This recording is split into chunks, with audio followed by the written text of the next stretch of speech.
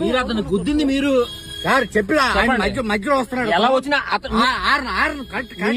మీరు అతను గుద్ది అట్లీస్ట్ మనిషి పడిపోయా లేదో కూడా చూడలేదు మీరు. మీరు అట్లీస్ట్ మీరు అతనికి సారీ అని చెప్పాలి. మీరు అతనికి సారీ అని మీరు చెప్పాలి.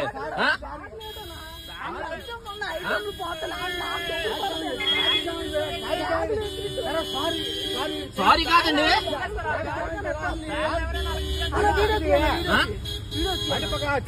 తీస్తాను సార్, తీస్తాను, ఏం పర్లేదు, రాసుకో.